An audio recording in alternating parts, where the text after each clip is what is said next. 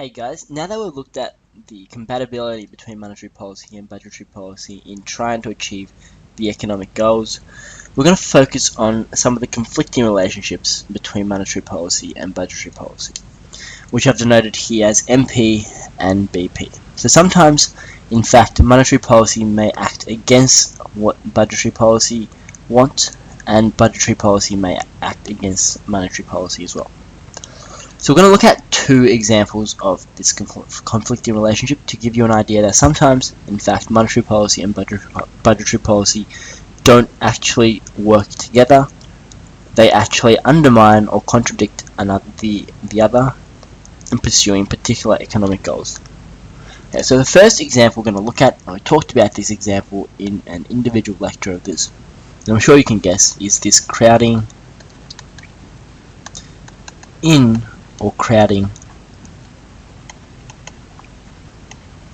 out effect. I won't go into much detail about how this crowding in or crowding out effect works. If you want to go into much more detail, you can look at the individual lectures on the crowding in effect and the crowding out effect.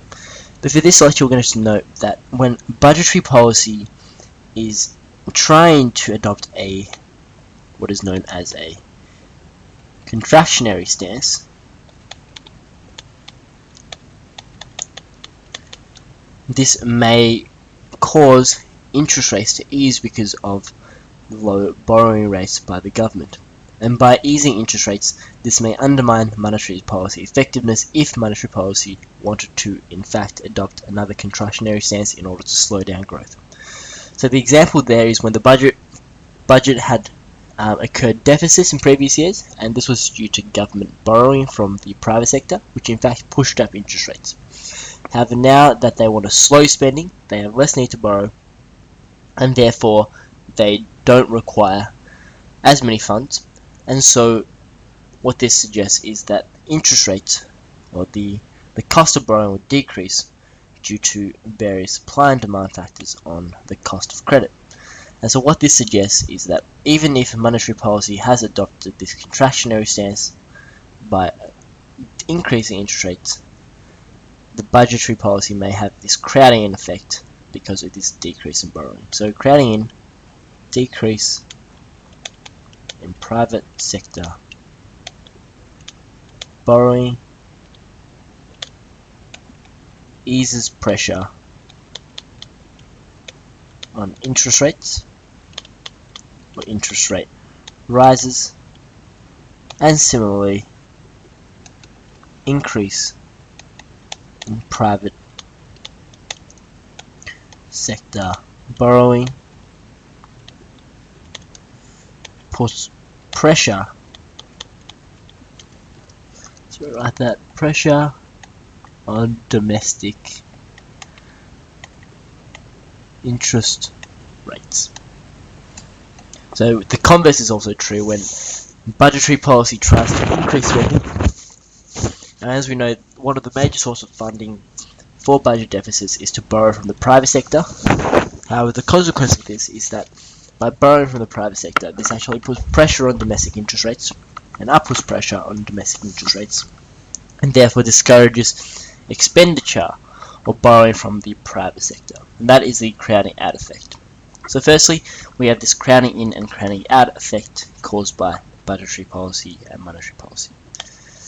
Now the second conflicting relationship is due to different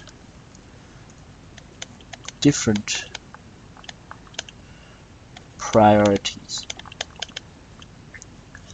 or aims. Now we talked about how budgetary policy aims to achieve external stability and income distribution because monetary policy cannot actually target those goals. So we're going to assume for the minute that budgetary policy, BP, is trying to achieve equity in income distribution.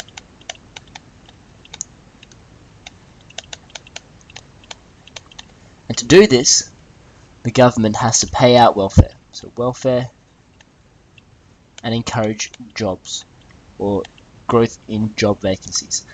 And so what this suggests is that when jobs increase and welfare payments increase, that means consumption increases. And that may conflict with monetary policy's major goal of low inflation.